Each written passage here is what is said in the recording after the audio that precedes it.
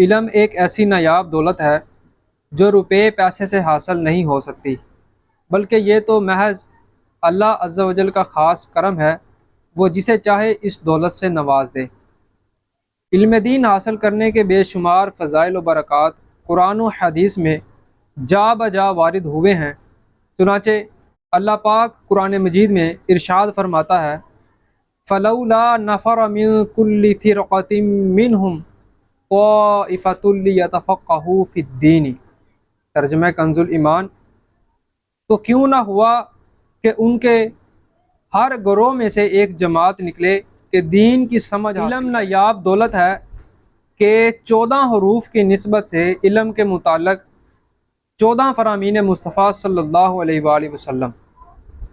علم دین سیکھنے والے سعادت مندوں کا کیا کہنے، ان پر اللہ عز و جل اور اس کے پیارے حبیب صلی اللہ علیہ وآلہ وسلم کے لطف و کرم کی بارش رحمت بن کر چھما چھم برستی رہتی ہے۔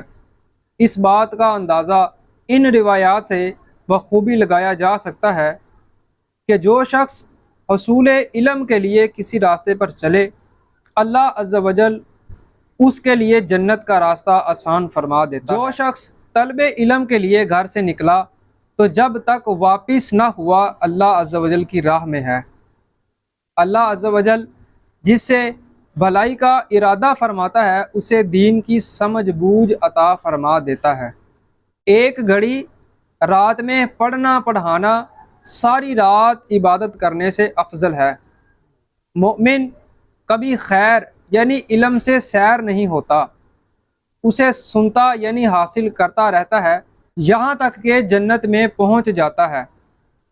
علم کو خوب پھیلاؤ اور لوگوں میں بیٹھو تاکہ علم نہ جاننے والے علم حاصل کریں، کیونکہ جب تک علم کو راز نہیں بنایا جائے گا علم نہیں اٹھے گا۔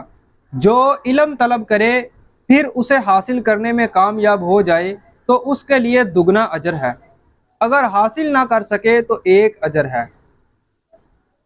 جسے موت اس حال میں آئے کہ وہ اسلام زندہ کرنے کے لیے علم سیکھ رہا ہو تو جنت میں اس کے اور انبیاء کرام علیہ السلام کے درمیان ایک درجہ کا فرق ہوگا۔